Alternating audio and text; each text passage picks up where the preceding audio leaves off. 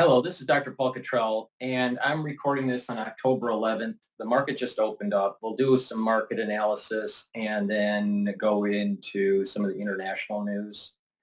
So please make sure that you subscribe to all my channels. I have 4 channels on YouTube. I have Brighteon, Bitchute, and Rumble. I also have two feeds on X, and also I'm one feed on GETTR. So please follow me. All the links are in the description of this video.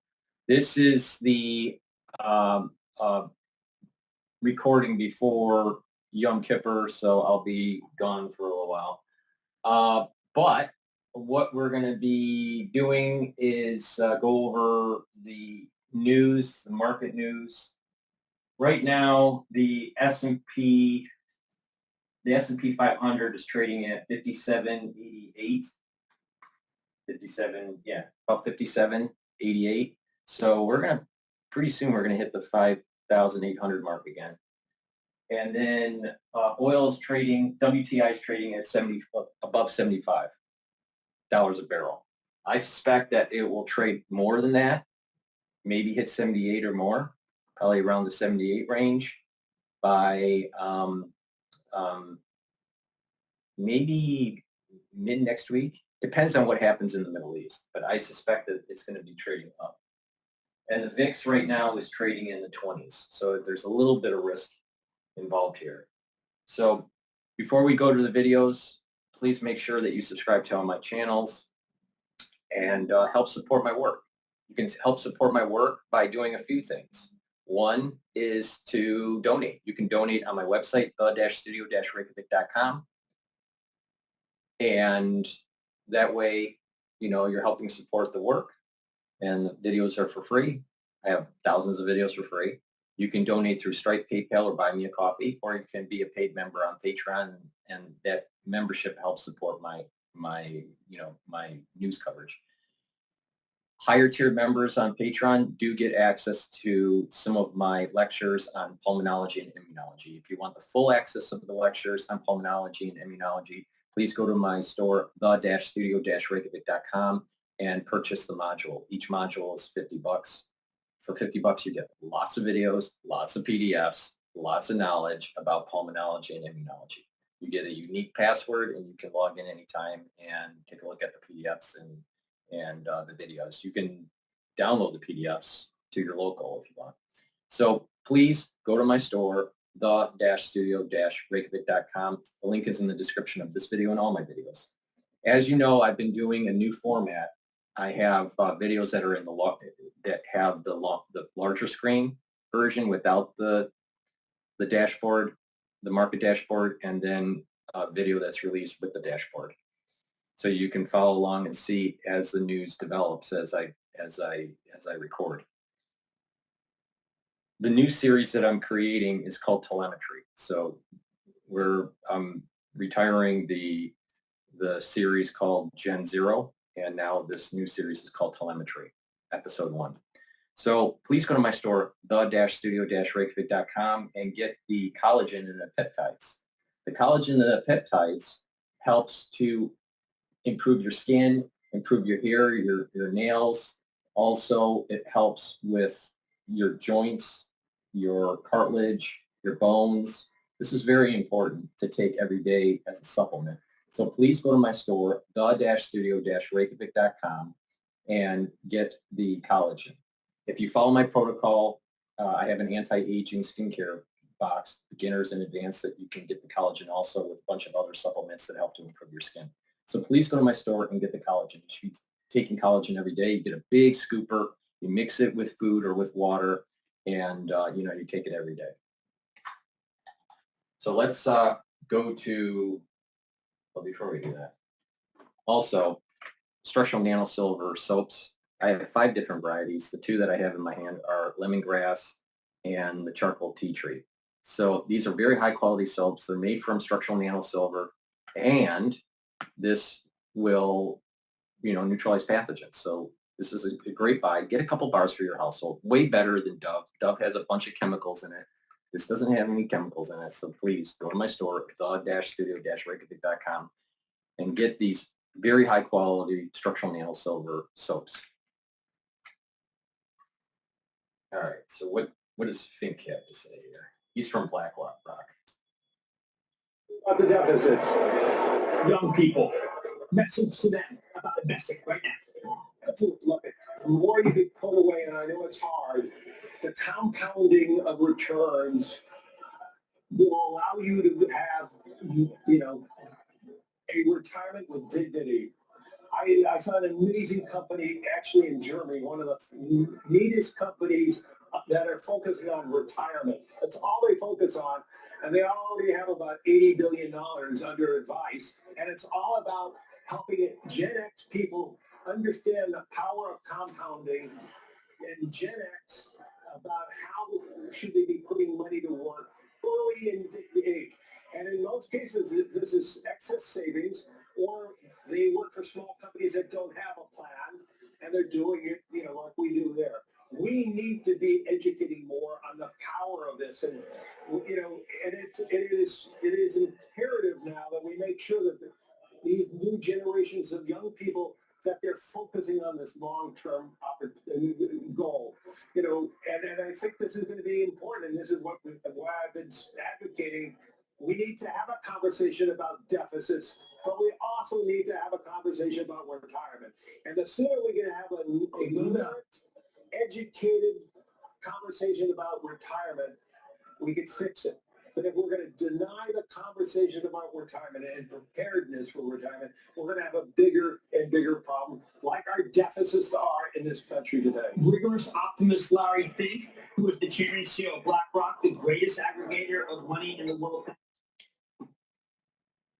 I think it's self-evident with the whole compounding of interest and you save early and build up a base, right? That makes sense. The same thing with your health.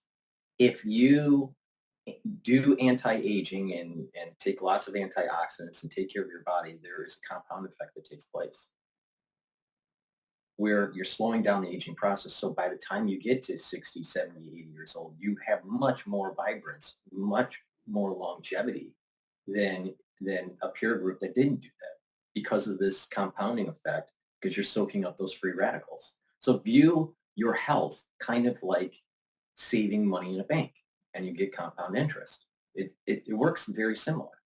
So please follow my lead. I tell you what to take, the different products that I offer on my store, and how to stack them, how to slow down the aging process, build up energy levels, improve your endocrine system, improve your immune system, and just age better. All right. If you, I do what I tell other people to do. All right. It's from my experience going all the way back to 16 years old, and taking antioxidants and when I trained for triathlons and everything, so I've learned a lot on top of, my formal education. But the point here is that there is a lot that what I am saying you can apply to your life, and it's real world. It's applicable. It's not theoretical. All right. I do what I take these supplements that I sell in my store. I take a lot more actually. But the thing is that, not everybody can do exactly what I'm doing, because of the cost or because they don't have the time or whatever, but if you just follow my lead and you go to my store and start building up a health protocol for yourself, you're going to get better. Just take action. Be proactive with your health, and you will do far better than versus someone that is not proactive with their health. All right. With that said, everyone's going into commercial, so let me do commercial and while they recycle. Please go to my store, the-studio-reykjavik.com, and get the Health Max 35 or the Health Max 14. It's a structural nano silver liquid. Take a teaspoon a day, swish it in your mouth, gargle, 20 seconds or so to swallow it. What this does is neutralize pathogens. It maintains that mucosal barrier. So you are boosting up your immune system. All right. Structural nano silver gel neutralizes pathogens. It's a dual purpose product. It also is a skincare. Put it on your skin. on a wound, an abrasion, a minor burn. It'll help to heal it quicker. It'll help to heal acne also. In addition, you put it on your skin at night and exfoliate in the morning. And what will happen is you're going to notice that your skin is clearer and tighter, especially around your face. It neutralizes pathogens. We're in the cold season in the United States. If you're around people that are sick, you should be taking this every day. So put it on your hands. It stays active for 5.5 hours. You can put it around your mouth, your nose, your eyes, your ears. Lightly coat your nostrils, and you're neutralizing pathogens and maintaining the mucosal barrier in your nostrils. So please go to my store, the-studio-reykjavik.com, and get the structural nano silver gel. You're going to need this for the cold season. Trust me. Toothpaste. This is a structural nano silver toothpaste that does not have aluminum in it. Doesn't have fluoride, I meant, not aluminum. Doesn't have aluminum in it either, but fluoride.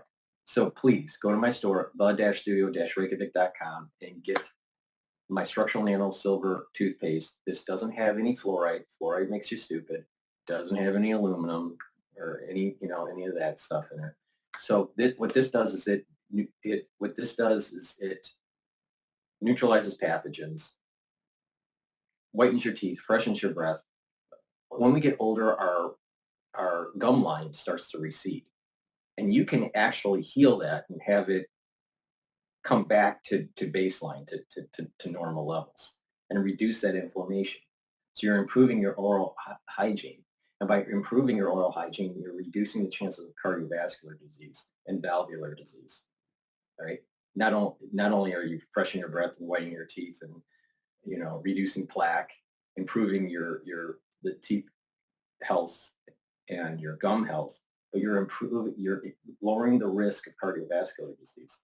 That's important. So please go to my store, the-studio-reykjavik.com, and get the structural nano silver toothpaste.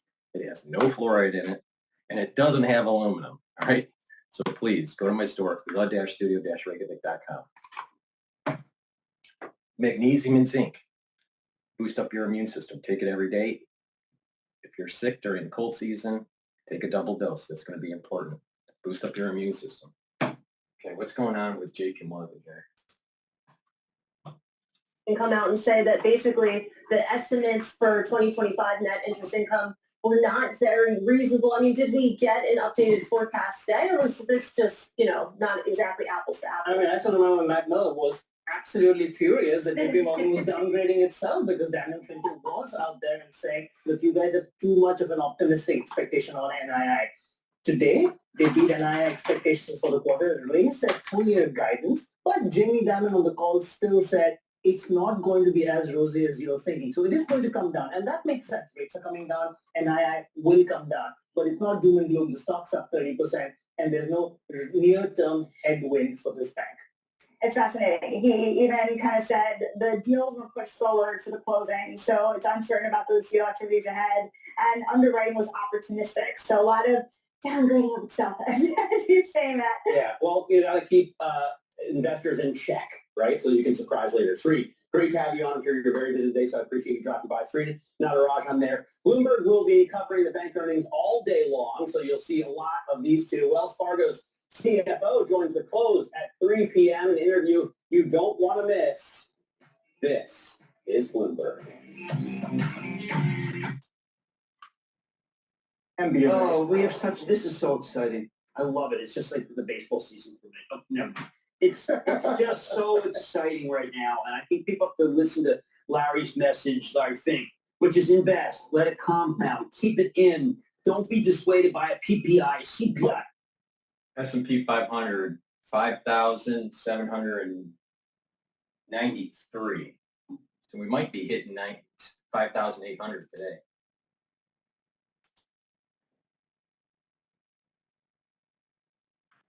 Markets on a more robust. But I do wonder about what that really means for public and private in terms of those markets. Well, I do know that you can get a good return by being in this infrastructure fund, but it's not open yet. I always try to get in. And when he was the first guy to do crypto. If you remember what he said, I asked him, I said, how could you do this? He goes, I changed my mind. The big trade is one. Jim, we will see you later. Good hour, Jim Kramer. Well, when we come back, a former Tesla executive with reaction to the company's robo-taxi event. Shares down almost 9%. Don't go away. Yeah, this robo-taxi thing is kind of interesting. This robo-taxi thing that's popping up with Tesla is kind of interesting, but I don't think that it's going to take hold. I really don't. Okay, what I want to do is let's take a look at what's going on in the news here. Let's see news. Interesting. Let's play something different here. This is Victor Davis on Fox. Okay, I want to talk now about our nation, our animal spirits, and the origins of where they come from.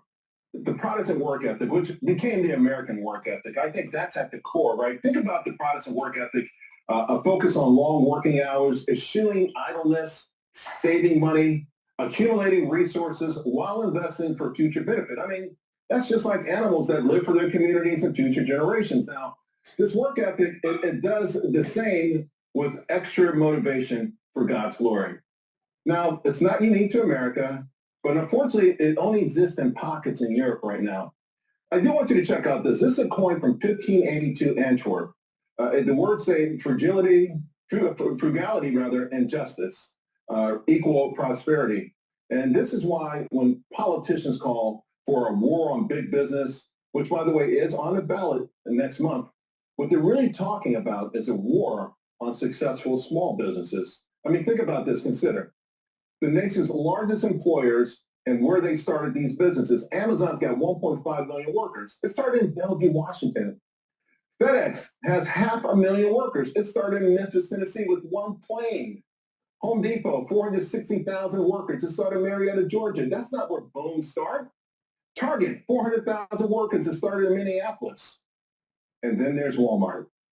Walmart began with its first store in Rogers, Arkansas, the year I was born. Wow. That's amazing stuff, folks. Now, again, I mentioned that there are... Guys, it's crunch time, and any dollar that you can give to help my father deliver a massive victory matters now more than ever, folks. Now, again, I mentioned that there are pockets of this animal spirits that still exist in Europe. There's an area in Sweden that's known as Småland. And guess what the characteristics are? Resourcefulness, frugality, they're very religious and community-driven, entrepreneurship. And on a visit in 1897, the King of Sweden, King Oscar II, he made an interesting remark. He said, how fortunate it is for such a poor area, one of the most barren in the country, that through ingenuity and resourcefulness of the local people have found a new and profitable and at the same time unique way to make a living. By the way, one of the companies that was born there may be familiar to you, IKEA. Sadly, though, the animal spirits have been drowned out in Europe by socialism and the Green Movement across the entire continent. It's a different here. It's a difference right now between that and America. Because in America, everyone still, to a degree, believes they can be extraordinary, that they can achieve any dream. In fact, when Tocqueville came to this country, he came here, he wrote Democracy in America. Now, he came here originally to study our prison system, but he was fascinated. As he interviewed Americans, he was not only fascinated, he was offended, right? Because everywhere he went, every American thought they could be anything they wanted to be. And let me just read some of the reasons that it offended him, because in Europe, it was all about the aristocracy. Aristocratic societies always include with them, in the midst of a multitude of individuals who can do nothing by themselves. In aristocratic societies, men have no need to unite. Each wealthy and powerful citizen in them is the head of a... Michigan preliminary October consumer sentiment fell. Michigan 5 to 10 year inflation expectation fell from 3% to versus 3.1%. So expectations for the economy is lower based on the Michigan data, Michigan polling. But that's for the whole country. So that's I believe University of Michigan. An obligatory association. So essentially, you can't do anything if you're not part of the aristocracy. Amazing. I want to bring it out with us, the Hoover Institute. and Stanford University Senior Fellow Victor Davis Hanson. And Victor, I just want to get your thoughts on why right now there's this growing resentment toward the rugged individualism that propelled our nation and the notion of the Protestant work ethic. Well, I think we're kind of complacent, Charles, that we reached a level of affluence and leisure that people forgot how it came about or where it came from. They just assume it's a birthright, and they don't realize that we were one of the only countries where we kind of replaced birth and race by wealth. In other words, wealth and success gave a person social status and was open to anybody. And that's impossible in most of the world today, where your religious status or your superficial appearance, who your parents were, or where you were born, adjudicates where you end up. But here we said, you can be an immigrant, you can be a poor person, but if you were able to create wealth and take care of friends and community and be magnanimous with it, we're going to bestow on you social status. You can be on the board of a corporation, you can be on the board of trustees of a university. We want you because you display that ingenuity that helps not only yourself and your family and your community, but the nation at large. So, we're watching now great nations of Europe, they're fading mightily in terms of global economics and influence. How endangered right now is he? I am a proponent of serendipity. All right. So we're listening to Victor. Some of the things that I hear Victor say, I disagree with, but many of the things that he says, I do agree with, especially with the decline of America and, the need for us to protect our Constitution, be hardworking, and learn. All right. Now, I just saw, where is it? Just one second. All right. I believe it is The Atlantic. Now, I don't subscribe to the news for The Atlantic, so I can't read the article. All right. But I can read at least the headlines in the little snippet. The Atlantic has wrote an article. It says, elite students who can't read books. Professors at prestigious colleges say freshmen are showing up to campus without a basic skill. All right. And here's what's to blame. And I can't go and actually read the article because you have to subscribe. But the main point here is that these phones, they're dumb. They make us dumb. They're smart, but they make us dumb. When we put ourselves in these echo chambers, all right, and we don't listen to the dialectic, we don't pay attention to the dialectic and come up with our own theories or our own thoughts. We need to take a look at the the thesis, the antithesis, the antithesis, and then the synthesis. So what's the thesis? What's the counter argument? And what's your analysis on that? A lot of people can't do that. A lot of people go, or they have a bias, and they'll listen to the antithesis only, or they'll listen to the thesis only, right? And anything that is out of the bounds of that silo, they reject. And people just get dumber and dumber and dumber. This is, not to be complaining, but Americans need to pay attention. What made this country great through hard work, protecting the Constitution, is being eroded. And the pursuit of knowledge is being eroded.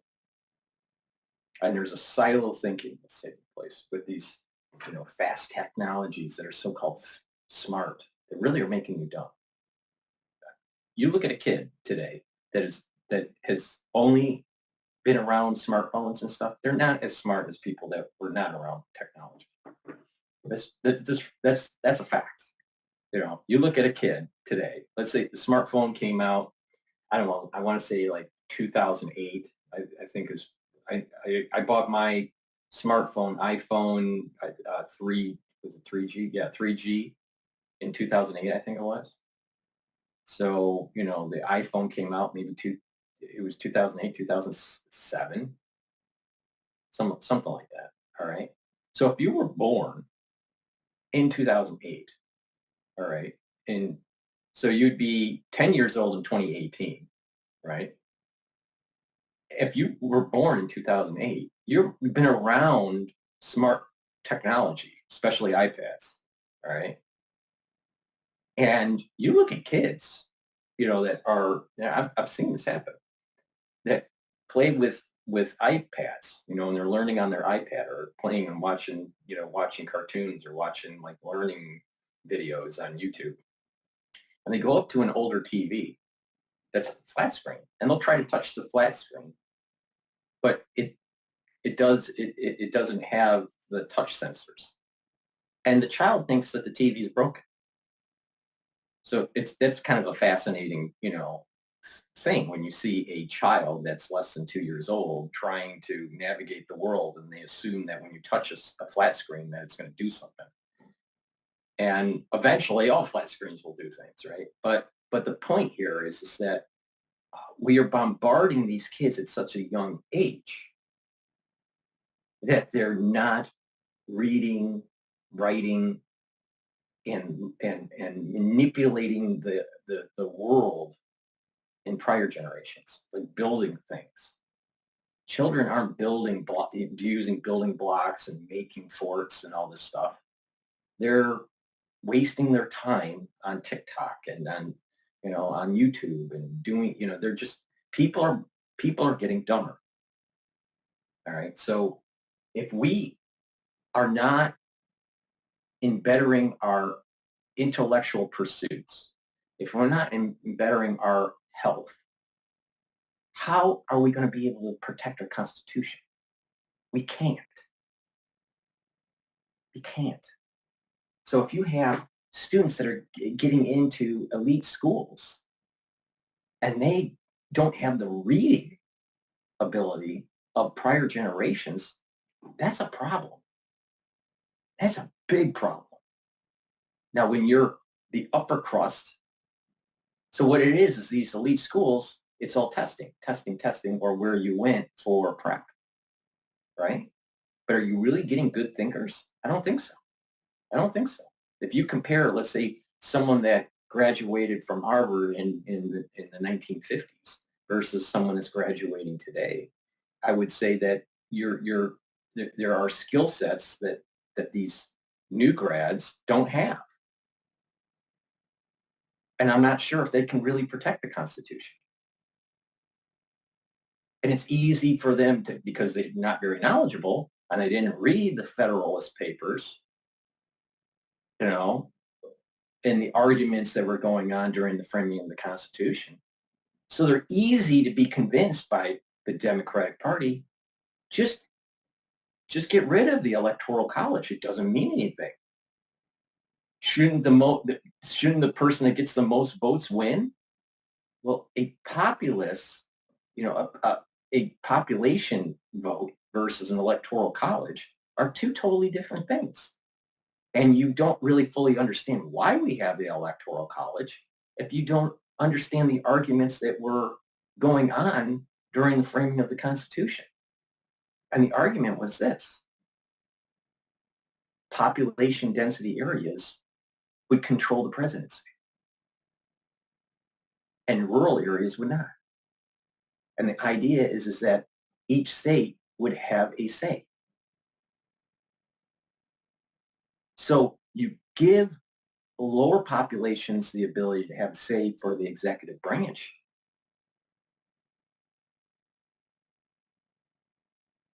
Instead of this popularity contest. But when you have a student body that only uses smartphones,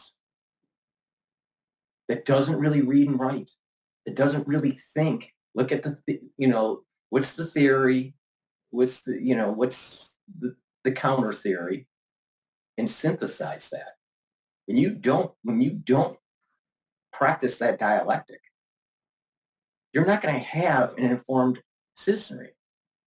It's a big problem, huge problem. And the Democratic Party, the ones that are in power, part of that surveillance state, that administrative state, wants to keep the population dumb so they can take advantage of you. Now, either you're going to protect the Constitution, you're going to improve your health, and improve your mental capacity, or you will be taken advantage of.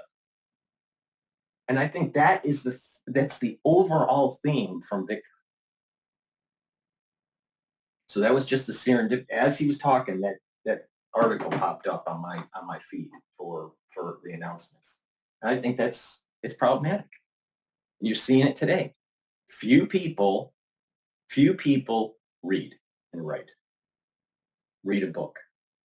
And it's going to get worse, because what they're going to do is they're going to need to know something in the book, and then what they'll do is let the AI tell them a summary of it instead of spending the time to actually read the book. And so those skills of being able for eye coordination as you're reading the book will diminish.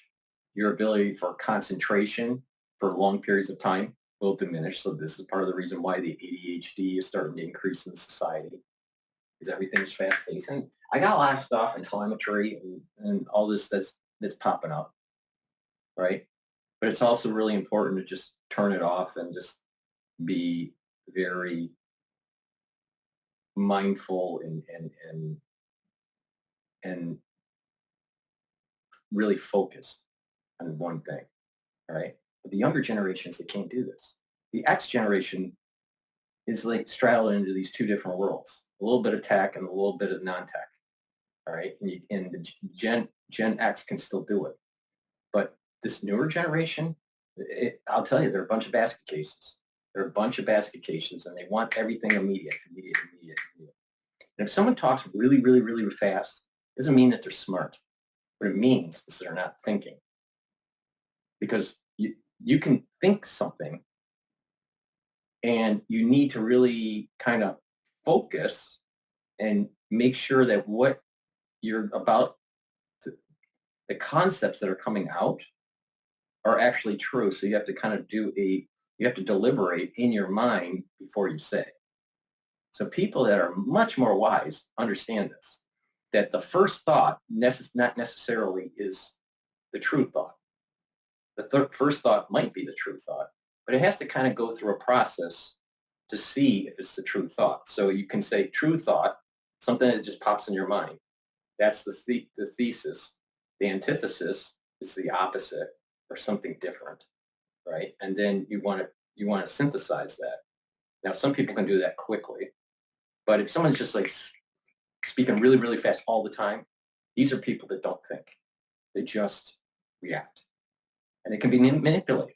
When you know the psychology of this, you can manipulate these types of people. And that's what's happening.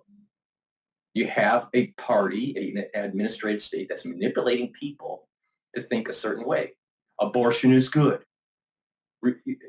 Rewrite the Constitution. Get rid of the Electoral College. When someone tells you get rid of the Electoral College, you should be telling them the reason why we have the Electoral College is for low population density states to have a say for the election of the presidency. If you get rid of the Electoral College, that means that New York and California will always be voting the president in. These population densities will have more power. Now, these population densities want that power because they're liberal. And they want to do all these crazy stuff, like stack the court, put more justices in with a Democrat in the Democratic Party in power in legislative and in the presidency, to make sure that liberal policies are steamrolled in and protected by this stacked court at the Supreme Court level. We're in dangerous times. And it starts with a citizenry that just loves bread and circus. Bread and circus. You get fat, you get diabetes, you get stupid, and your constitution erodes away. That's what's happening. Now, part of the reason why you come to my channel is maybe get informed of it. Maybe you already know this. But the thing is it's you can't just know. You gotta be a participant and stop it from happening. So if you hear a crazy liberal saying, we need to go to an electoral, we need to get rid of the electoral college, you ask them why. Why do you want to go to electoral college? And what will happen is they'll give you their reasons, if they have a reason, and then all you have to do is just rebut and state, well, you're basically taking away the power of a low populated area. And you're giving the power to highly populated areas that are highly skewed towards the liberal spectrum. So we really need to wake up. Smartphones make you stupid. Fluoride makes you stupid. All right. Just, not paying attention and being an engaged citizen makes you stupid. Being just a silo thinker makes you stupid. It's a big problem with this whole social media and smartphones. We're having this, and the reliance on AI is going to get even worse. We don't have people that think. And the ones that can plug out while everyone else in your society has got their head stuck in their, with their phone, the ones that plug out can take advantage of the ones that are not plugging out. And learn this lesson really well, because people are being manipulated. Now, do you want to be the person that gets manipulated, or you want to be the manipulator? Now, you're going to have good manipulators. They're trying to save Constitution, save people's health, create a better society, or the manipulators that are for themselves. So you have an altruistic manipulator trying to improve the society, and you have manipulators that are egoistic, self-centered, right? The battle is happening right now. Now,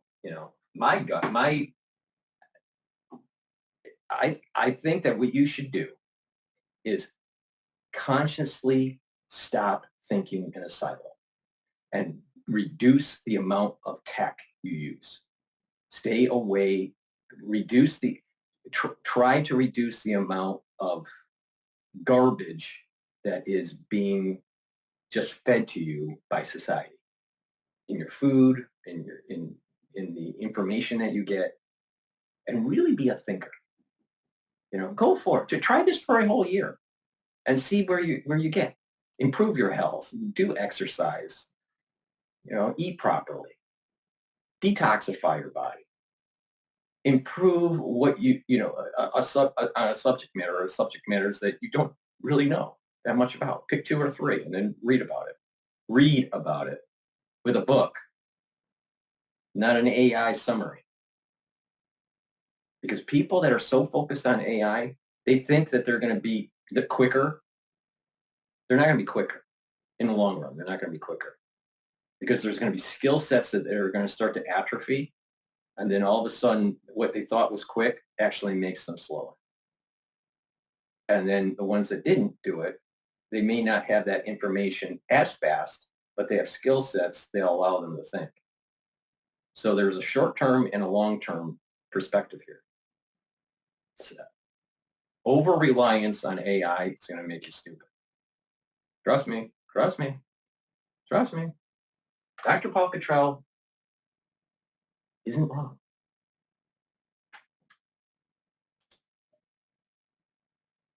United States of the same fate. Well, we have an enormous debt, as you've mentioned, $36 trillion. And the problem with it is that we don't have people that understand the dangers of it, printing money, enlarging the money supply. Every time we do this, we bring in a theory from the university, modern monetary theory that says there is no such thing as oversupply of money because the government has a monopoly. All of these bankrupt, jaded ideas. So the danger that I see it is that I saw it firsthand at Harvard Club where someone that was going to be heading the advisory committee for Governor Hochul, all right, this advisor is a lawyer. She's black. Her family is part of the civil rights movement during MLK days. Her father was a pastor that was good friends with Lewis and with MLK. And she literally said at the Harvard Club, all right, she literally said that she didn't care how they got the money, that, that the reparations needed to take place and that reparations isn't the only answer to the problem, that there are also going to need to be social benefits on top of monetary passage to blacks. Now we're talking in the tune of $150,000 per person plus social benefits. And if you think that Harris is not pushing reparations, you're not paying attention, because she will push reparations.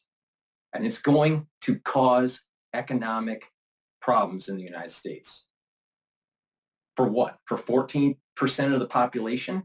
The black population in the United States is not 30, not 50%. It's 14%. 14%. Now, why do you think that they want people to say they identify as blah, blah, blah? Not that they are, but they identify as.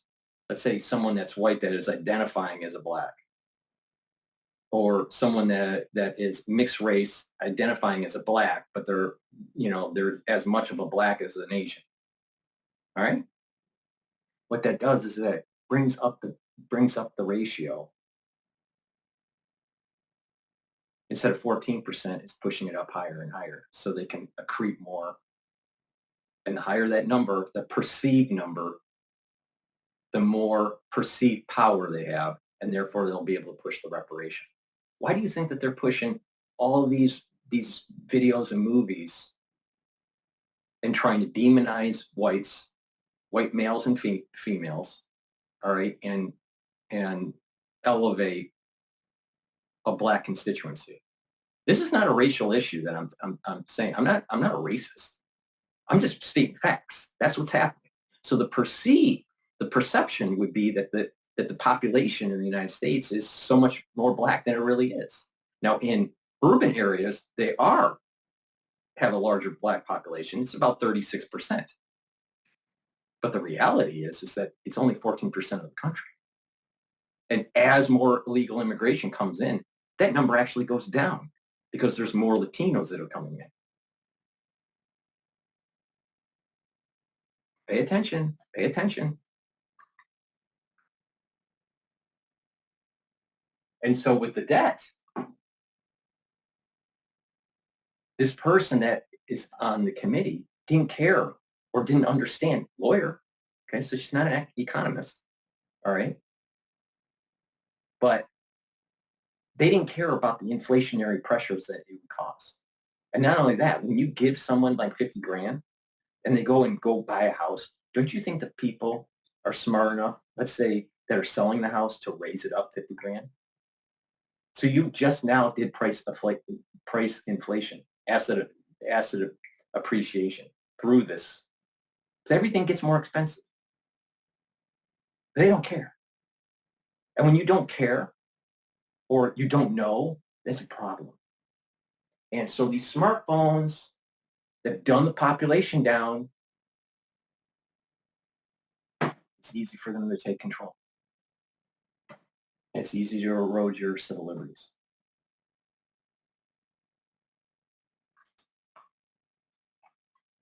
Worries about the money supply, debt, the need for frugality, productivity, they're being excused or they're being rationalized away by our theory class. Right. And we don't have enough people that are informed to object.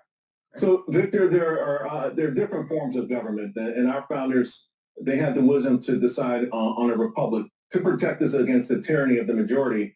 And I've been really studying over the last few years, and it's interesting to me because One thing I read that struck me is that if we had been in this current form right now, again, of a republic with limited government powers, we'll go to a monarchy with tyranny will rule.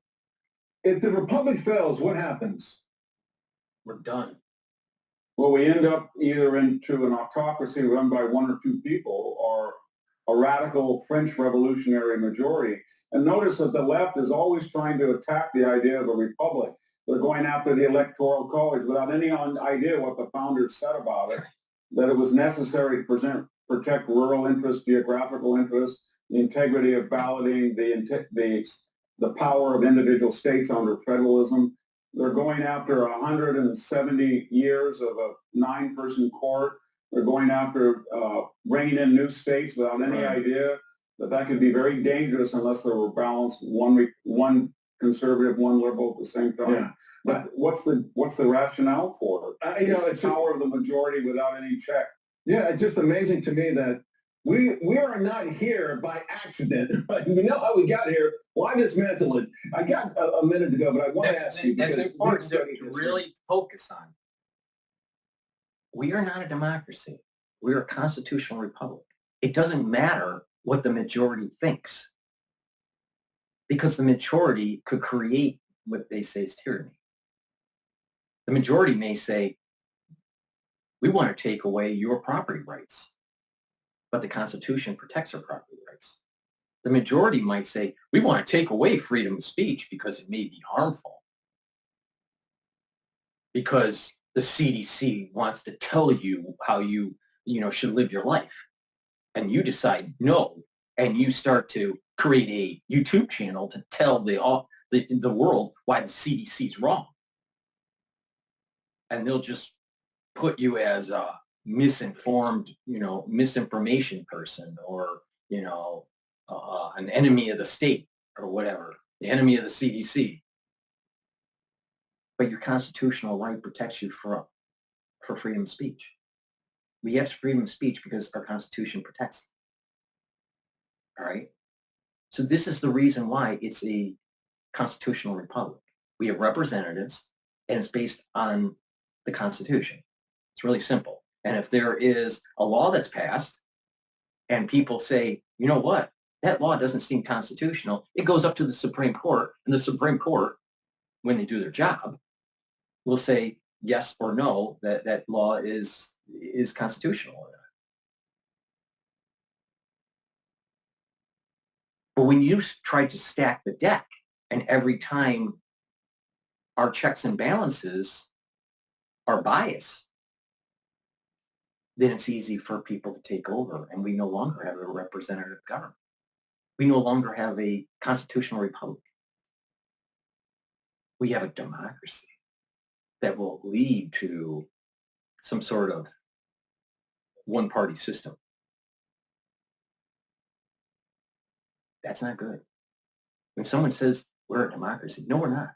We are not a democracy. We're a constitutional republic. Totally different. Because a democracy can cause tyranny.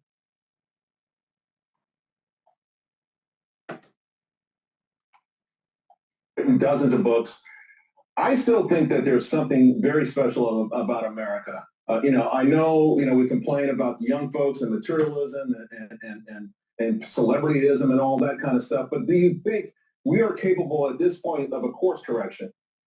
Yes, we are capable. Yeah, I do. I mean,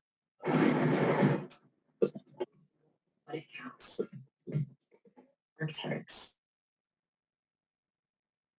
Future of fast food automation is here. Hi, I'm Yusuke of Misa Robotics. Our fry station robot Flippy has already fried over.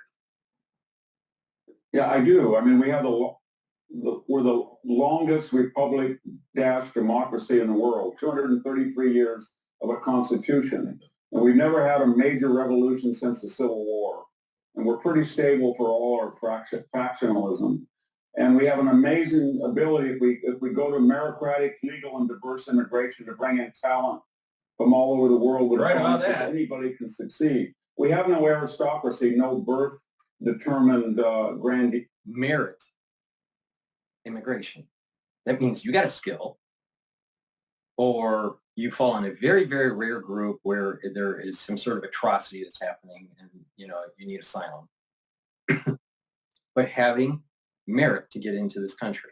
That way you are a builder. You contribute. You strengthen the country. Not a bunch of people that have failed countries that aren't contributing. All right?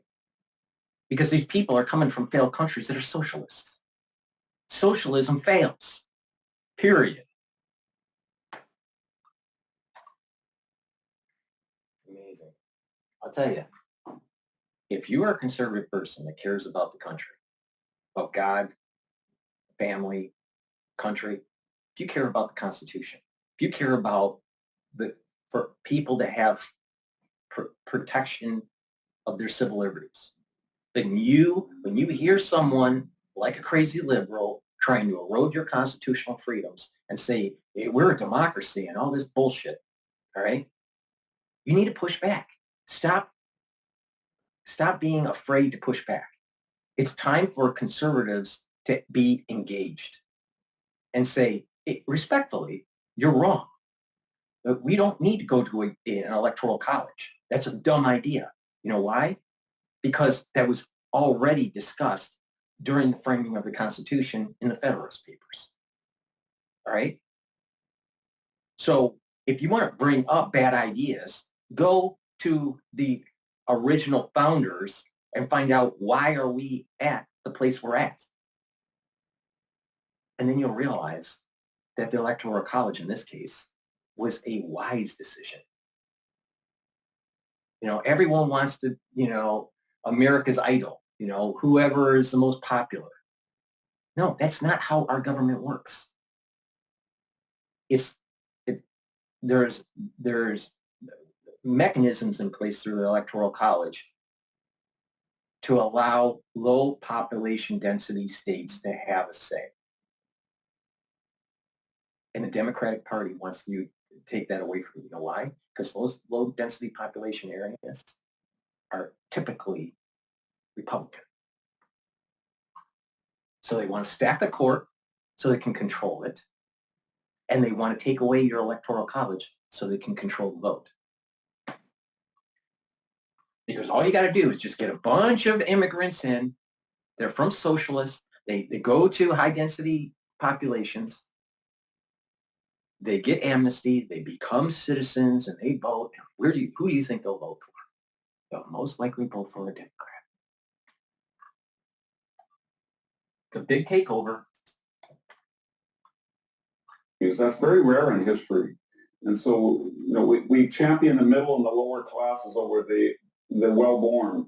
And we don't use race or religion as criterion for success. Everybody else does, Charlie, or ideology. We have no common source system, at least yet. Yeah. We're getting there, but not yet. All right, that's the point because, you know, I feel like we spend so much time rewriting history, fighting the wars of yesteryear, using presentism.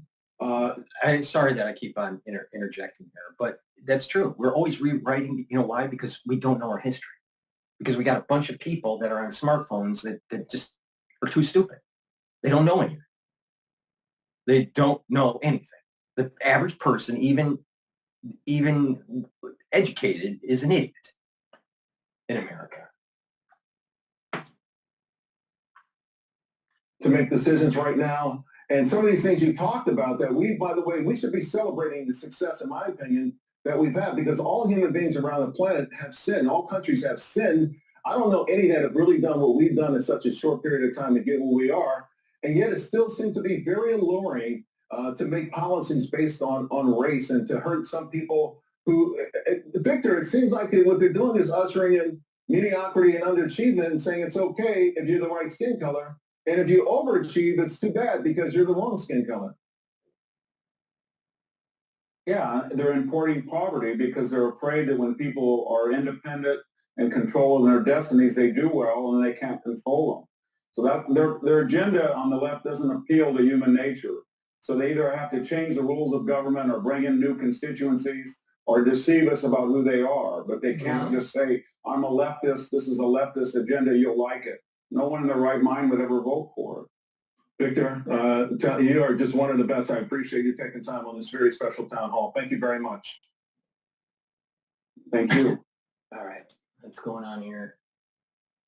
Let's see.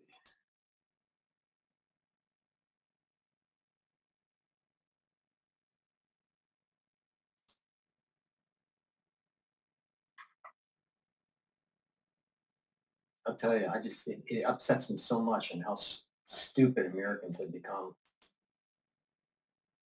Please go to my store, the-studio-reykjavik.com, and get the Manuka honey lozenges. This is in a 21 count. Lozenges are larger than the drops. And the moment you have an irritation during the cold season, you want to take a lot lozenges or drops because it'll neutralize the pathogen and maintain a mucosal barrier to prevent you from getting an infection, all right, or try to mitigate the infection, right? A lot of people don't realize that a perturbed mucosal barrier is going to increase your chances of getting an infection, cold, right? So please, the moment you have that irritation, take the lozenges right away. It's very important. And I have it in Manuka honey in a 21 count. Get a couple bags for your household so you're ready. So right when you get that irritation during the cold season, that you're prepared and you're mitigating it. I also have the drops in a blueberry, cherry, and also in honey and lemon. All right, so please go to the store, the-studio-reykjavik.com, and get the drops. In addition,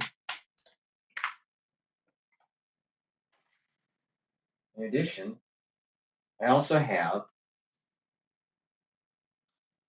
the deodorants that I partnered up with Rainbow Herbals, and we created these deodorants. We have it in peppermint, lavender, and tea tree, and citrus. These are dual purpose. They help to detoxify your body, but you use it as a deodorant every day. Why does it work? It is made from essential oils from the Himalayas. All natural. Very high quality. All right? It's for males and females. Please go to my store, the-studio-reykjavik.com, and get a couple bars for your household. All right? These are high quality, help to detoxify your body, and to make you smell good. All right? So please go to my store and get these very high quality deodorants. It's very important to take a multivitamin. Multivitamins are cofactors for enzymatic activity. This is an easy to digest vitamin. People that are, going on the path of proper health and nutrition should be taking a multivitamin every day. So please go to my store, the-studio-reykjavik.com, and take this multivitamin as part of your daily routine on top of some of the other supplements that I will be talking about throughout this video. Please go to my store, the-studio-reykjavik.com.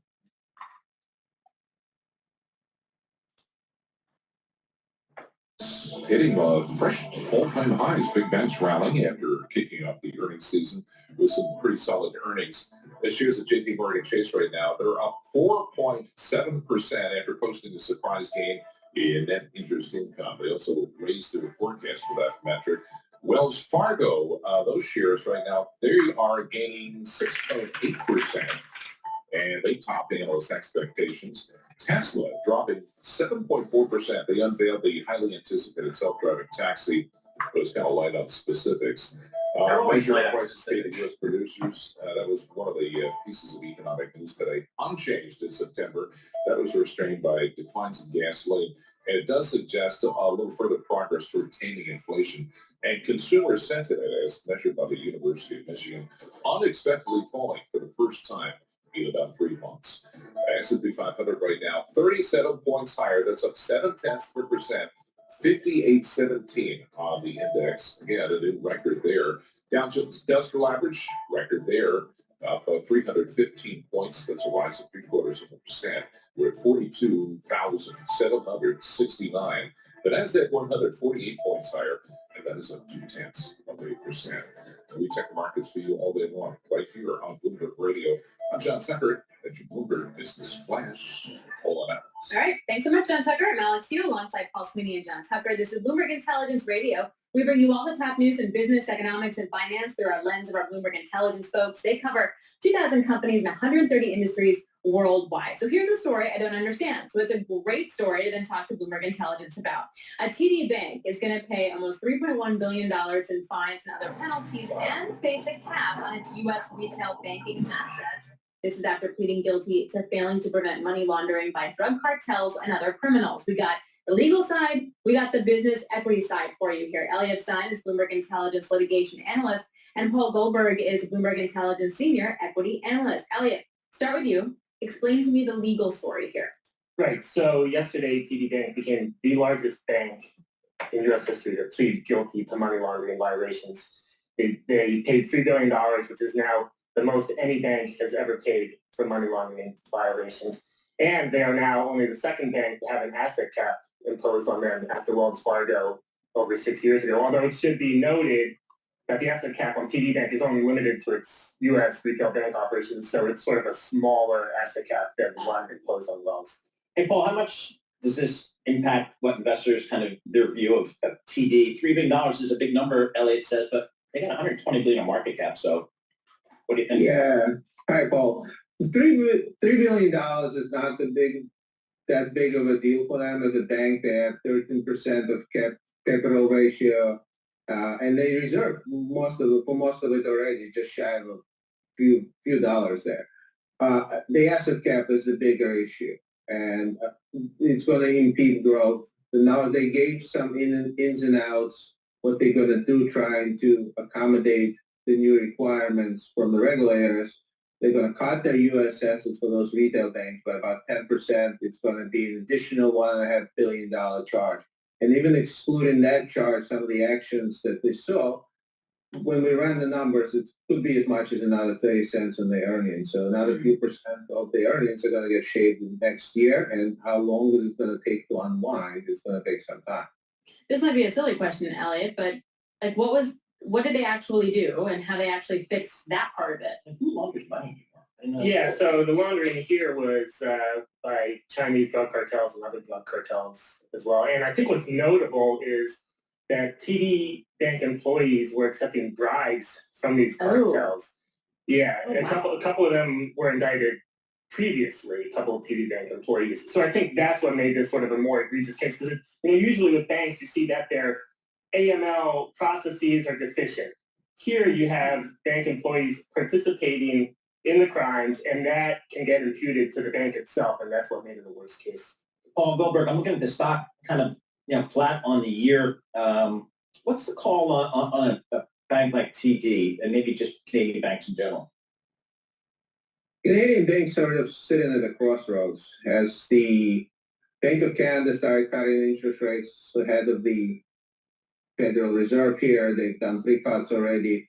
They kind of sit in between the two worlds. One is the slower growth and risk of actual recession, which is kind of minimized at this point. And the other one is the profitability. The loan growth slowed quite dramatically in Canada and somewhat in the U.S. And their mortgage market is a little bit different than the U.S. when mortgages reprice to a higher rate, which exposes consumer to a very different risk. And about 75% of mortgages overall, and a lot of them that were issued at a very low rates during the pandemic, are due to reprice in 25 and 26. So a lot of what's going on and what might happen, people are looking at the Bank of Canada and how well it can actually prevent that from spilling over into consumer pains. So then based on that, when you take a look at the stock, it's down by about over 2% today. Do we see, it was down about 6%, I think, yesterday.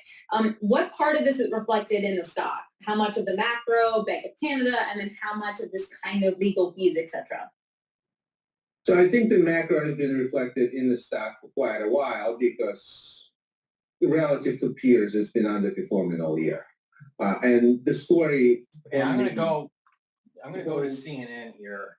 I want to play something. It says here, it is a trend, and there is some worry within the Democratic Party. So I'm curious to find out what this is about. This was published about 1 hour ago. Worry. Now, it's a trope. A lot of people will say they're always worried. But I will say, if you've been paying attention to social media or reporting on CNN, Democrats seem particularly worried now. Why? Why? One man, as we say, has the answer. CNN's chief senior data reporter, Harry Eden, is here. So, why? Why? What is with all of this bedwetting among Democrats? Maybe it's an eternal problem, but let's take a look here. These are, of course, the Great Lake Battleground states, the states we've been focusing in on. If Kamala Harris wins these three, she most likely gets to 270 electoral votes. Take a look 3 weeks ago. Harris was ahead by 2 in Pennsylvania, 2 in Wisconsin, 3 in Michigan. Look at where we are today. The race is even tighter than it was. Today, it's a 1-point advantage in Pennsylvania, 1 in Wisconsin, 1 in Michigan. Look, that's limited movement. But in a year in which this race has been so static, we're talking 1-point move. Pennsylvania, Wisconsin, and Michigan need to hold the line to make sure that our democracy, our constitutional republic, is maintained. If we don't, we're screwed. You know why? Because the Democratic Party is hell-bent on pushing reparations, socializing this country, and it's going to be weakening our manufacturing base. And you really want a Democrat in the office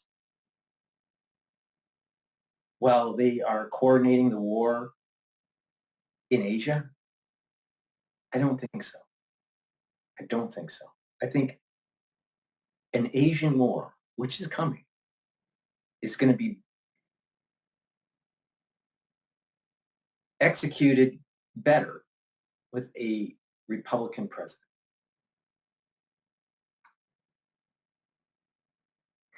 Crazy. Michigan, Wisconsin, and Pennsylvania, you need to hold the line. Because if you don't, anything that bad that comes to the states, it's your own damn fault.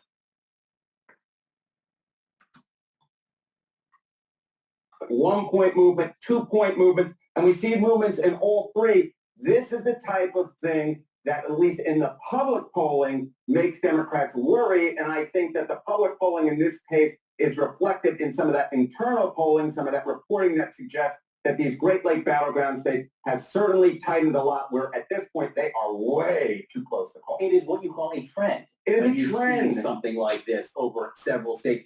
When you compare this to 4 years ago, what does it look like? Yeah, This is what I mean. Even the newscasters are stupid. But you know the thing is they talk down to you like you're a 4-year-old. It's a trend. I'll tell you. CNN. And we're going to look at an average across these three states, right? Michigan, Pennsylvania, and Wisconsin. An average on October 11th. What do you see? Well, if you look 8 years ago, Hillary Clinton was way out in front in an average of these three. She was up by 8. You go 4 years ago, Joe Biden was up by an average of 7 points across these three Great Lake Battleground states. You come today, it's just a 1-point advantage for Kamala Harris across these three Great Lake Battleground states. So Kamala Harris, at least in the polling, is doing considerably worse than Biden or Clinton. And of course, Clinton lost in all three of these states. Michigan, Wisconsin, Pennsylvania, hold the fucking line.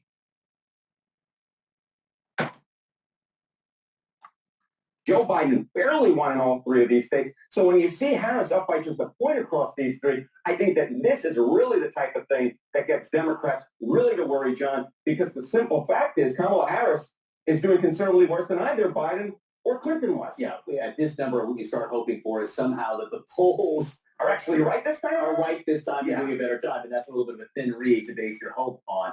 There may be some other reasons in general why Democrats are more worried. Yeah, because Harris is an idiot. I think it just comes down to the fact that Democrats are more worried about a Donald Trump presidency than Trump supporters are about a Kamala Harris presidency. So angry if the opposing candidate wins. 52% of Harris voters say they'd be angry if Donald Trump won, versus just 42% of Trump voters who say they'd be angry if Kamala Harris won. So I think this is more of a bigger, larger picture. It's not just that the polls are tightening. I think it's just what it represents, CNN. What it represents, CNN, the clown news network. What it represents, CNN, is that Democrats riot. Where do you think the BLM movement came from? Where do you think the anti-Israeli movement came from? Where do you think Occupy Wall Street came from? The whole Occupy movement. It came from the Democratic Party. And those types of voters, the ultra-liberal, the ones that have blue hair, the ones that don't even know if they're a male or a female, the ones that are, I'll tell you, I want this country to be successful. But if we keep on having stupid people doing stupid things, God might as well hit us with an asteroid. General about a Donald Trump presidency than the reverse in this particular situation. Harriet, thank you very much. Thank you, my friend. Have a great weekend. You as well. Okay. So Kamala Harris is continuing her campaign media blitz, taking part in a town hall hosted by Univision for undecided Hispanic voters. Listen. When I am elected president, I will bring back that border security bill and I will sign it into law and do the work of focusing on what we must do to have an orderly and humane pathway to earn citizenship. If you don't win the House and the Senate, there's no way that the legislative branch is going to pass a bill, honey. So just because you're president doesn't mean you're going to make it happen. Retard. For hardworking people. I think it is a false choice for people who would say you do one or the other. I believe we must do both. I believe we can do both. Joining me right now is Gen Z activist. Gen Z activist. Wait, hold on. To earn it into law and do the work of focusing on what we must do to have an orderly and humane pathway to earn citizenship for hardworking people.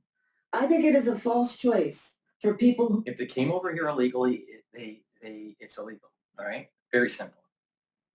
And they can be deported. Now, it gets complicated if they've been here for years.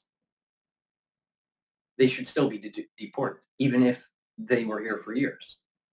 But if they've had an anchor baby, then it gets much more complicated. And then you give them a choice. That choice is you can deport with your child. You can deport without your child. And if the child is an adult age, it doesn't matter. If the child is not an adult age, the child can go with the parents that are being deported. Or the child can go into foster care. Or give them another option. And that is you can stay, but you are heavily taxed for the services that you used as an illegal citizen or an illegal alien. You're not even a legal citizen. I mean, an illegal immigrant, right? And after you pay, then you can get in the back of the line to get your green card. But first you have to pay some sort of restitution or something, some sort of amount for the services that you use as an illegal immigrant.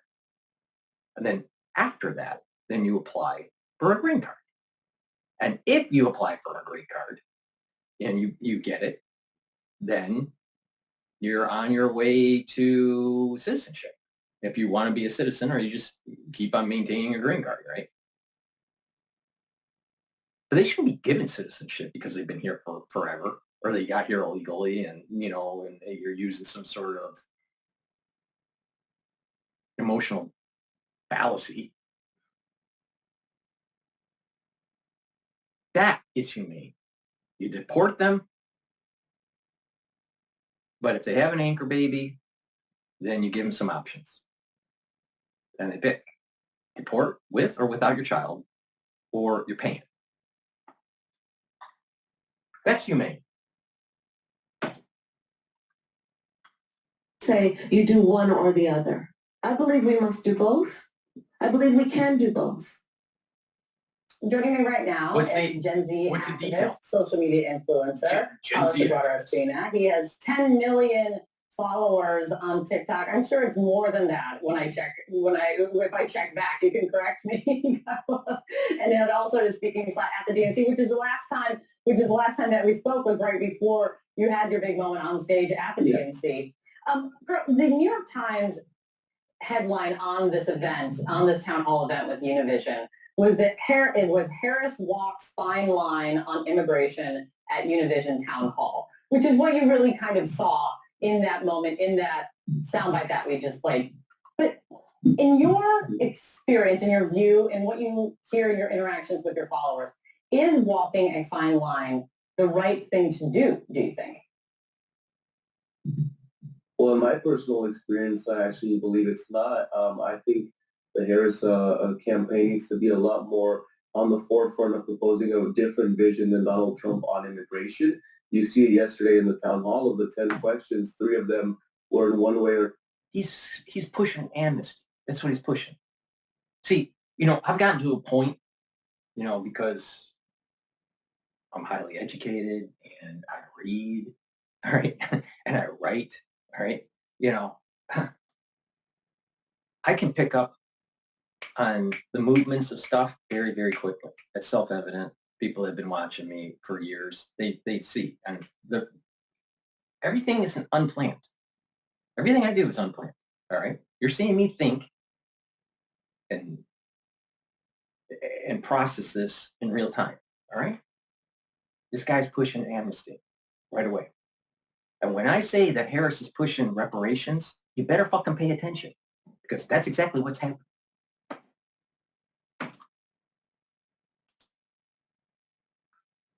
Related to immigration, you had the daughter who lost her mother, the guy who has friends who are on DACA, and then you had other issues on immigration, and they're all highlighting, right, the humane aspect of it, and I think that's something really important to lean on. And obviously, the humane aspect, aspect is the emotional fallacy. Did they break the law? Yes.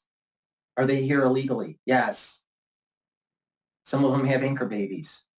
Some of them don't. If they don't have the anchor baby, they can be deported, period. And they can apply for, for proper, get the back of the line and properly get processed into this country. But why should they get some sort of amnesty because they broke the law? They shouldn't. Now they get their anchor baby and they're here, then bring your baby over, back to the country you're from. Well, we want America, blah, blah, blah. Well, then you can pay. You can pay. Now, maybe, they'll go, well, that's not fair. Well, it's not fair for you to be here. You're here illegally.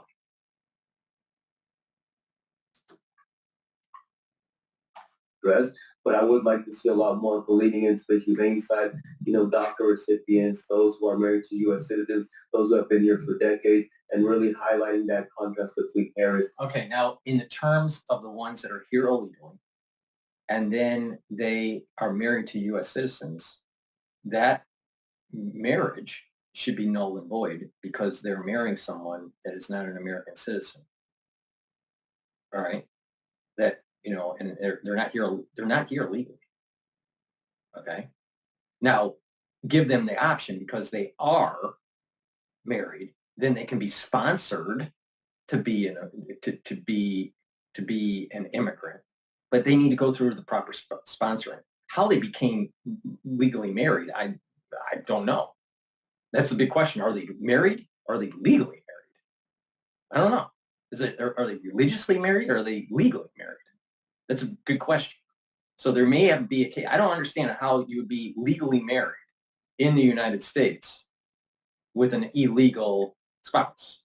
I don't understand how that would happen. But let's just say it does happen. If it does happen, then that's a case where the person would need to apply for proper legal status. And that person should be deported and go through the proper channels to get the proper legal status. And that probably would be a situation where if they were illegal, there would probably need to be a fine of some sort. That's a little bit, that case is, so it's not cookie, the point here is it's not cookie cutter, but they shouldn't be just given amnesty, period. They should go through the proper channels and, probably be charged some sort of, some sort of fee.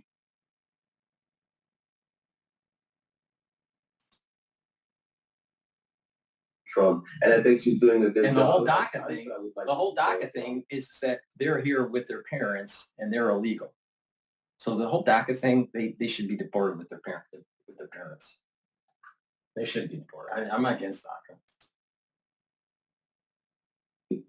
It is interesting because I was going to ask you, what you're getting at is, as it's been described, the shift that people have seen in Kamala Harris's position since she's gotten into the campaign. I mean, Harris is now pledging to impose even more restrictive immigration, asylum, and border policies than we've seen really, before from Biden or that she's talked about before. And in doing so, she's gone from framing herself as an advocate for undocumented immigrants to kind of touting herself as talking a lot about being a former border prosecutor and how she's going to be stronger on the border than Donald Trump is. Do you think she's trying to win the middle? She's trying to not turn off, if you were to say, like, Republican voters on this issue, if I'm going to say with broad strokes. But do you think that hurts her? I'm not necessarily sure if it hurts her. I'm not a pollster. I can tell you what I see day in and day out in the community. And when I meet people, I mean, every single day that I'm out, people recognize me from social media, people comment on my videos. And it's very few of people who are, the forefront of immigration is the issue of the border for them. I mean, obviously people care about it. They're concerned about certain aspects, but I don't think they're concerned about it as much as they are, an immigration status for their mother, like the lady we heard at the top. So he's talking to people that are involved in the issue where they're illegal. So obviously they're worried, and they want they want a president that will give them legal status. They're worried because they know they're here illegal. This is the point that I'm making. They know that they broke the law. They know that they should be deported, but we have an administration that is afraid to do it, or maybe it's too costly. But the point here is that it's not a cookie cutter approach, but there needs to be some sort of punishment for the ones that broke the law and been here for years. Maybe they have been productive citizens, quotes, illegal citizens, but they should go through the proper channels. And they should be paying some sort of higher taxation or some sort of fee that kind of neutralizes their illegal status. Well, the complication is what if they have an anchor baby? Or what if they married an American citizen? Well, then it gets a little bit more complicated. If they married an American citizen, it seems to me that it would be easy for that American citizen to sponsor them for legal citizenship. So that seems to be a little bit more easier process. The whole anchor baby thing is a complicated one, because if they want the baby, they can be deported with it. If they don't want the baby, they shouldn't be staying in America. They had the anchor baby because they thought they would be able to keep themselves in the United States. That's why they call them anchor babies. People need to call them off on these things. They broke the law. They knew what they were doing was wrong. And they were using the Democratic Party as for their spouses or for their children or whoever it may be that they really care about. And that's why I believe, it is really important for the Harris campaign to lean more into that pro-immigrant, especially focusing on those who are already here. And you can do that without necessarily, and I think she recognized that, compromising border security and all that narrative around it. But yeah, I would like to see more of, talking about those who have been here 10, 15, 20 years, working, paying taxes, contributing. What is the plan to help them? If you didn't have an anchor baby and you were here illegally and you were paying taxes and contributing, you can be deported and apply for proper legal admission. That's the way it should be. Just because you're paying taxes and you're illegally doesn't mean that whitewashes the illegal status. No, they should be deported. They broke the law. And their families as well. I think that would really win her some points on people who maybe right now are undecided. And what do you, And it might be hard to wait, kind of encapsulate. and let's think about this. Let's think about this. If you're illegal, you can't vote. So why do you care?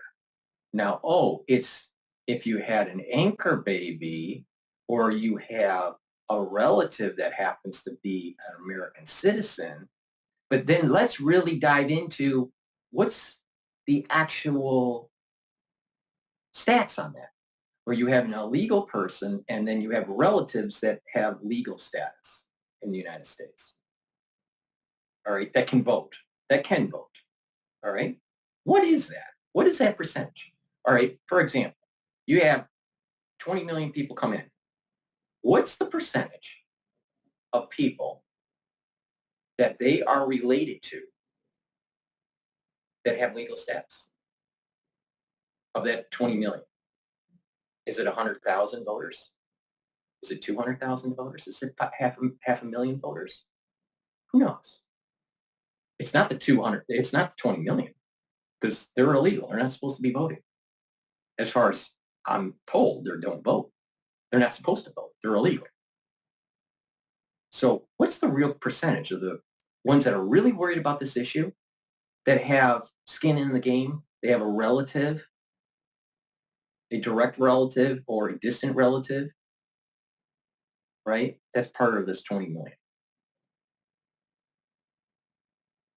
What's the stats on that? How many real voters this is really affecting them versus, well, it's just a policy issue and not really affecting their lives directly? I think that's probably high. There's a higher percentage of the ones that don't have a direct relative that's illegal versus one that does within the Latino community. So I want to know the stats on that. Ones that are directly affected and ones that are not directly affected.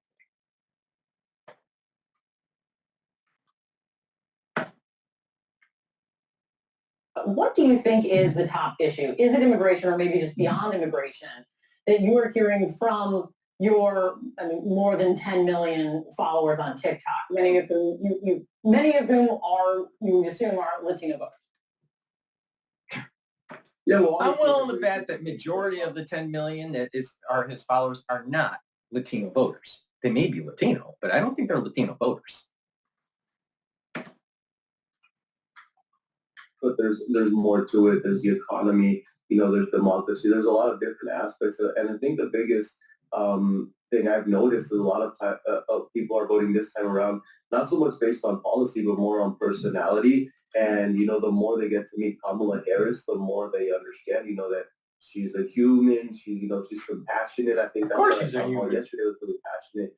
You are really important. You would never see, I think, Donald Trump give such a compassionate answer, really understand people's suffering. So I think, one of the big skepticism right now is people just don't know enough about her. So doing these kind of events, appearing more, on Univision, Telemundo, on other platforms where Spanish speakers and Latinos in general are, I think can really help, break that divide that people right now feel like they don't know who they are and they do know who Trump is. And for some reason, a lot of people seem to be attracted to Donald Trump.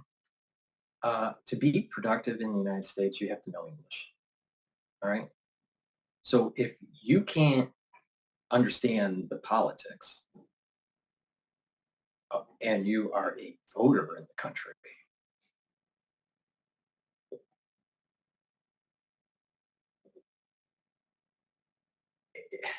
why would you be listening to a Latino station? To be a productive citizen. And he's talking about people that have been here for years. So the chances are that they're going to listen to the Latino station versus listening to an American version. Because to be productive, to be successful in America, most likely you need to know some English.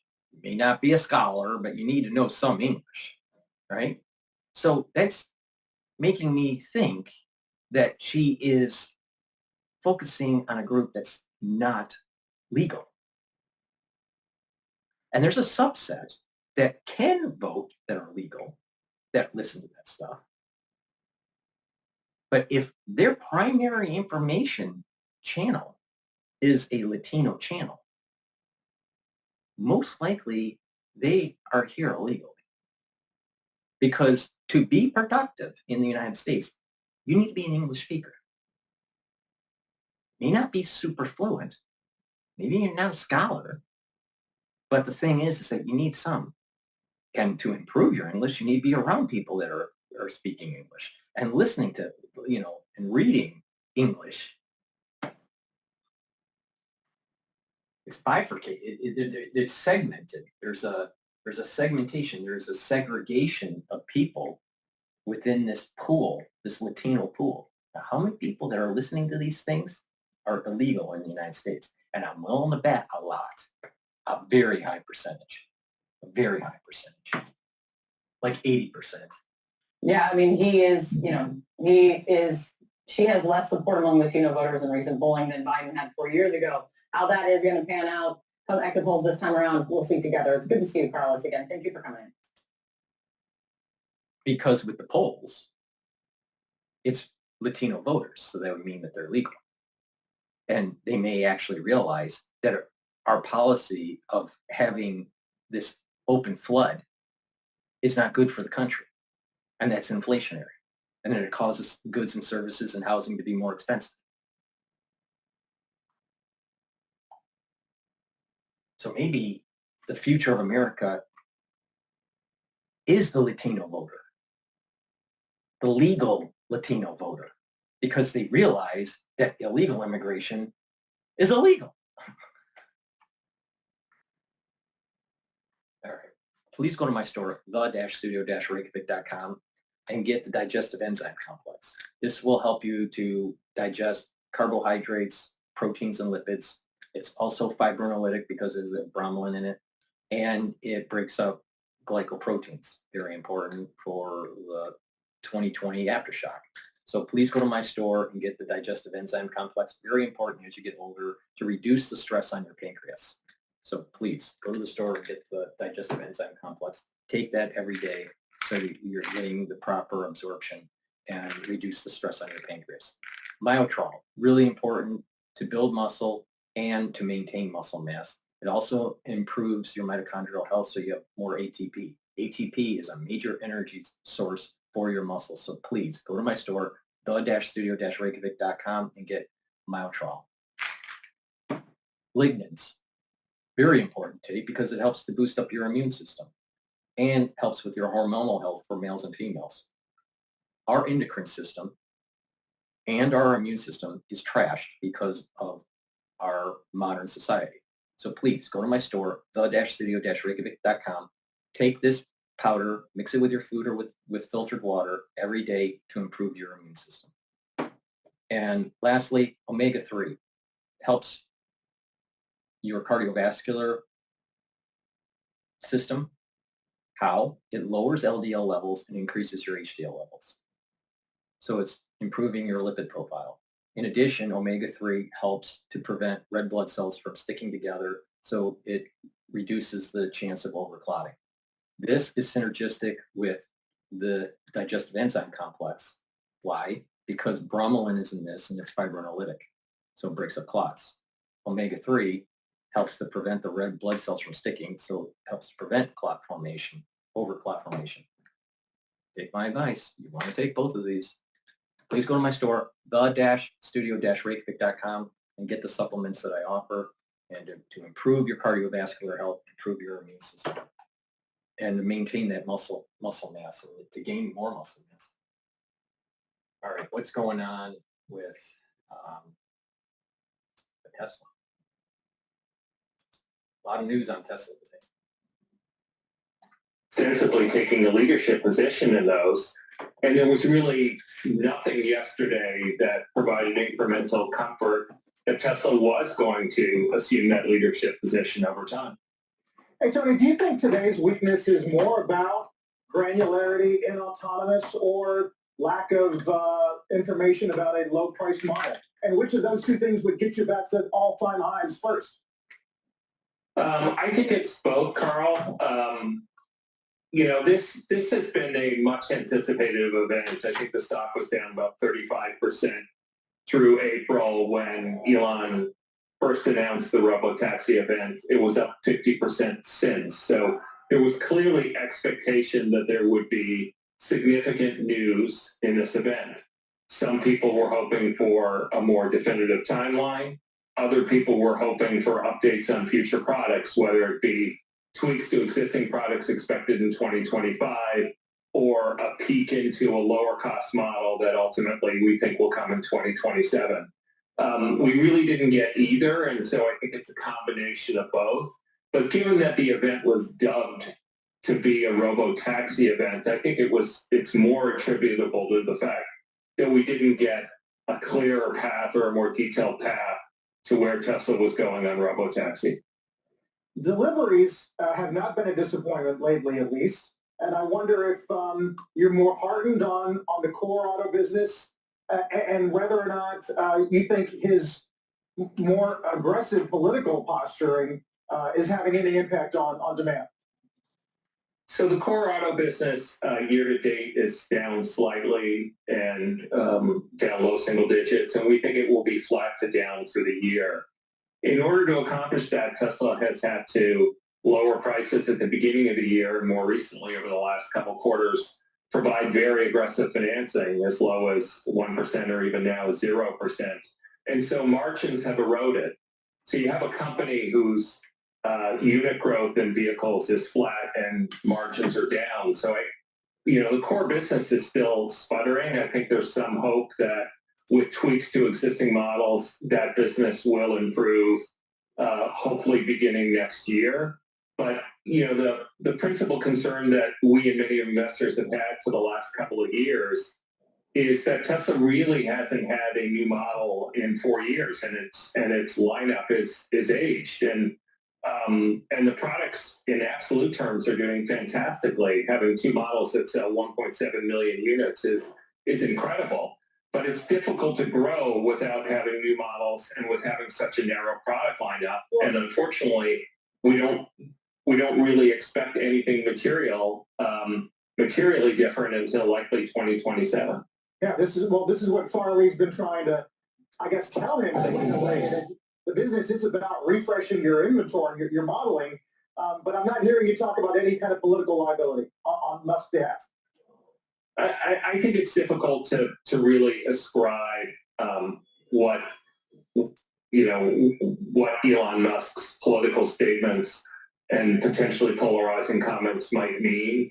Arguably, the country is very split today, and so he could be, attracting half the population, and he could be polarizing the other half. I think it's difficult to say. I think the common belief is that, Tesla's current customer base is ultimately one that is coastal and left-leaning, and so that customer base may be disenfranchised with Elon. But I think the predominant reason why the company is struggling is really all about its product lineup and much less so about any political considerations. I guess the counter. My take on this is that the product line is getting older and people are realizing EVs aren't that robust in terms of distance. It's hard to charge. It takes a long time. And the life of the battery, the durability, it costs a fortune to replace. So it's not a durable product, and it's an aging product. Please go to my store, the-studio-reykjavik.com. I'm going to go over a couple supplements here, and then we'll jump into Ultra Zero to find out what's going on.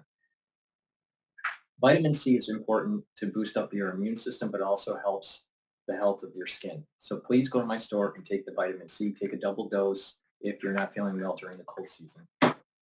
Drink it with filtered water. Vitamin D3, very important to soak up calcium. It also is a gene expression cofactor, so it helps with cellular processes, and it'll help to get rid of cells that need to go into apoptosis. That's important if cells are infected. Resveratrol. It's an antioxidant. It also helps to improve your mitochondrial health and get rid of senesced cells. That's important. Why? Because senesced cells build up toxins. Your cells stop to divide once their telomeres get too short, and either the cell goes into apoptosis or it goes into senescence. Senescence is just that it stays there and it doesn't function as properly over time, and it builds up toxins. You want to get rid of them. Resveratrol helps to get rid of senesced cells. And resveratrol is synergistic with D3. Why?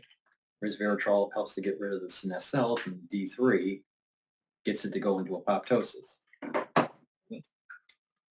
Ashwagandha root, very important to bring down inflammation. How does it work? It helps to control your cortisol levels and your glucose levels.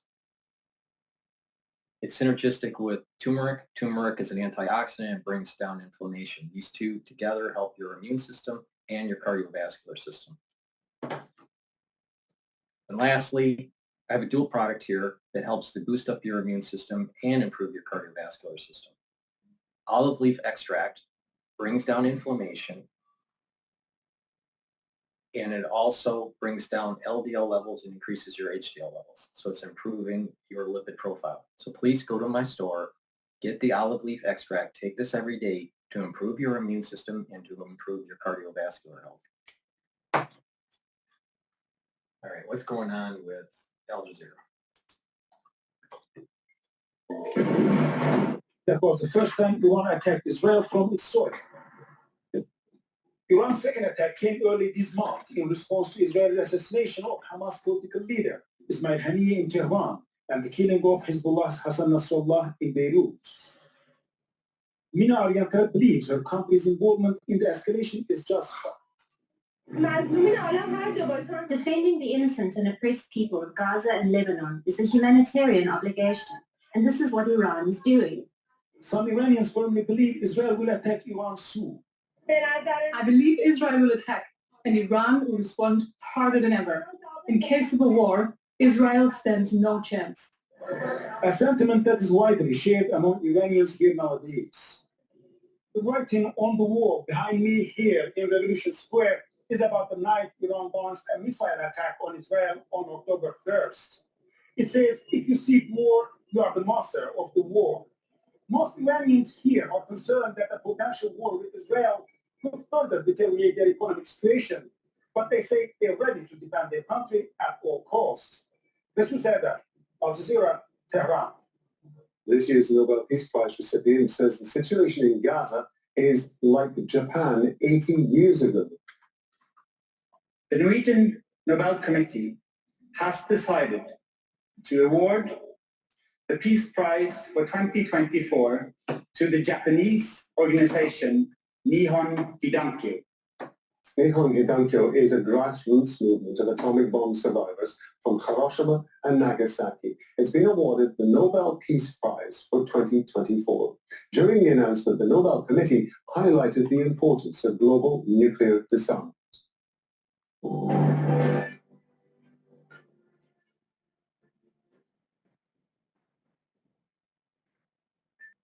A Russian ballistic missile attack in the Ukrainian port city of Odessa has killed 5 people. A residential building's been hit overnight. It's the second deadly attack in as many days. 8 people were killed in a Russian missile attack in Odessa's port on Thursday.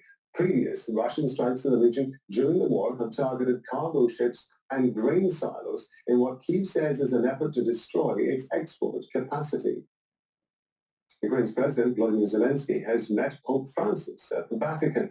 It's the latest stage in Zelensky's European tour to boost support for his so-called victory plan aimed at ending the war with Russia. The pontiff has repeatedly called for an end to the fighting, focusing on prisoner exchanges and a diplomatic solution. The Italian government has opened 2 migrant processing centers in neighboring Albania. It's part of a 5-year deal signed between the 2 governments.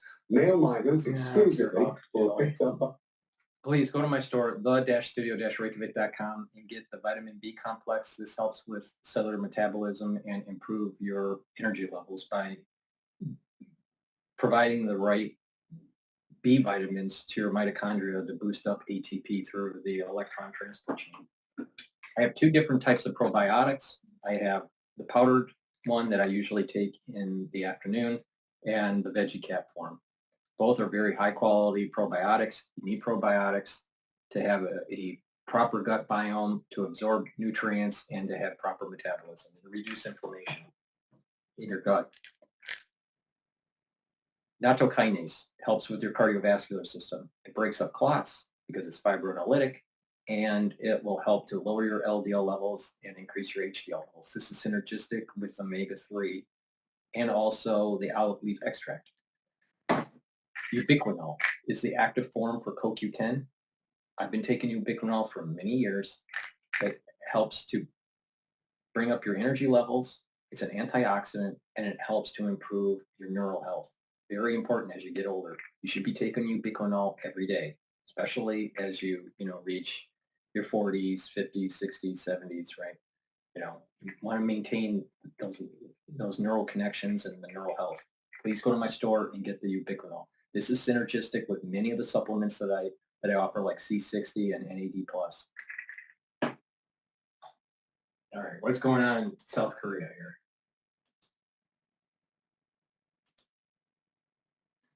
Yeah, and the other discussion this week has been, sure, you might be counting on stimulus, but if we're going to be detaining Taiwanese manufacturing executives at Foxconn plants, does that erode some of their stability? Yeah. Well, and that's always the question with China, between that, the geopolitics, the trade potential, negative implications of whoever wins the election.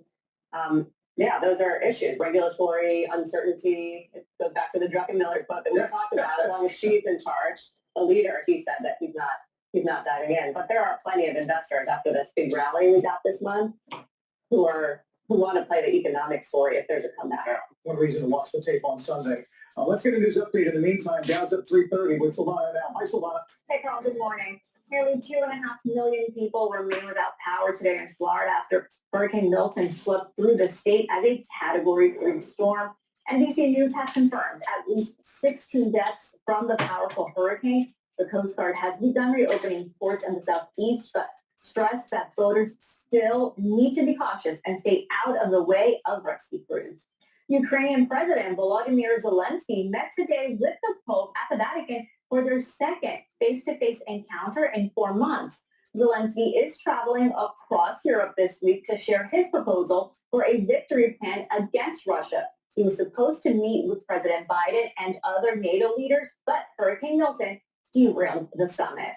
And a group of Spanish researchers say they have solved 2 mysteries about Christopher Columbus through DNA analysis. First, they confirmed his remains are buried in a tomb in Seville, Spain. And second, they say they finally know his nationality. That revelation, however, won't be released until tomorrow. Many historians question the traditional theory the divisive explorer is from Genoa, Italy. Carl, I'll send it back to you.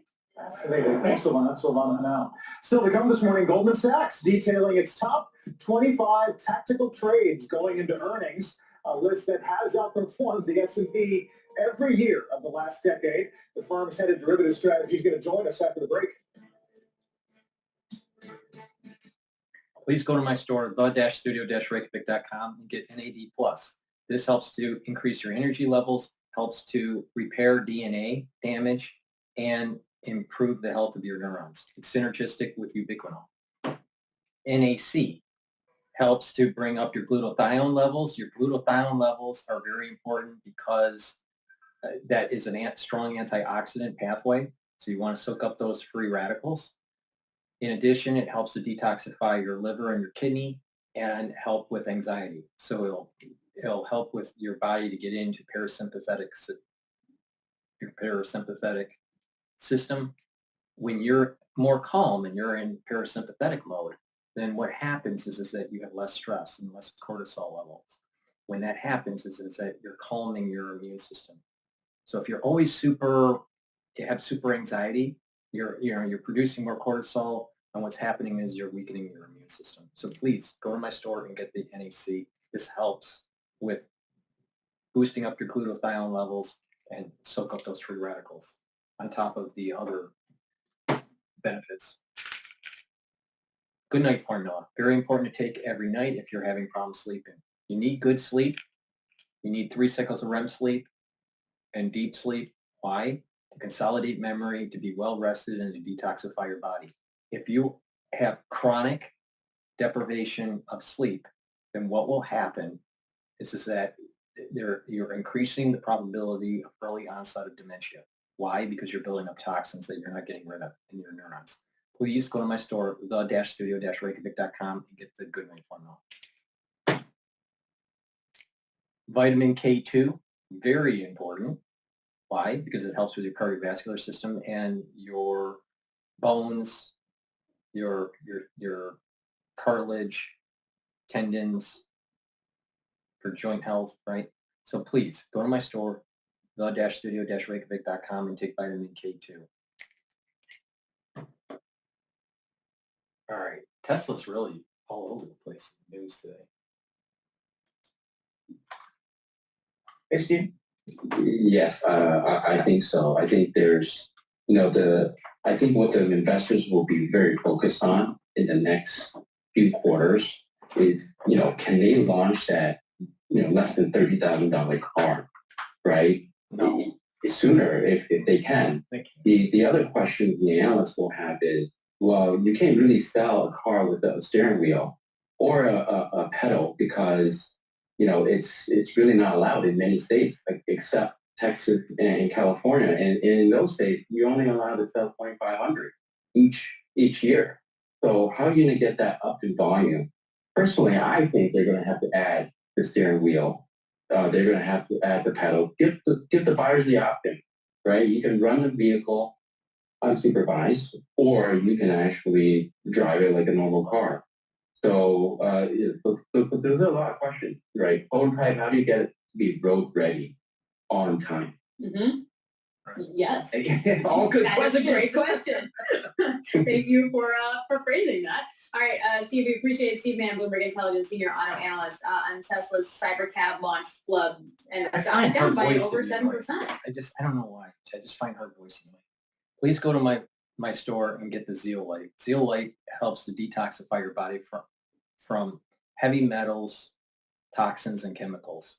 You can take this year-round by just taking a couple drops underneath your tongue and swallowing with filtered water, or you can do it and detoxify your body once or twice a year. How you do that would be take about 4 drops underneath your tongue, drink it with filtered water, and just use up the bottle, all right, by taking the 4 drops per day. And then, do that once or twice a year. So it's up to you.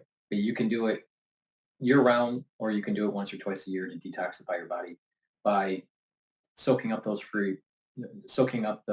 heavy metals, those toxins, and those chemicals, including the forever chemicals. You can get rid of forever chemicals, and it's very important that you filter your water and change your diet. Stop eating processed foods. You don't want to be eating these foods that have these types of chemicals in them. And lastly, C60. I have it in extra virgin olive oil. I have it in MCT coconut oil and also avocado oil. I have it in a 2 ounce, a 4 ounce, and an 8 ounce configuration. Please go to my store, get the C60. It is a very potent antioxidant. They'll soak up those free radicals and slow down the aging process and improve your mitochondrial health so you'll have more energy. That's really important. You'll notice that your body is performing better, and you'll also notice that you're aging slower. So please go to my store and get the C60. That's the end of my transmission. Thank you for listening. The market right now is trading at about, the S&P 500 is trading at 5,813. Oil is trading at about 75.36, and the VIX is at just above 20. So right now, the equities are rallying. A little bit of an elevated risk, a little bit of a risk in the VIX, maybe because of what's going on with the Middle East. And oil is stabilized at about $75 a barrel. Thank you for listening, and have a nice day.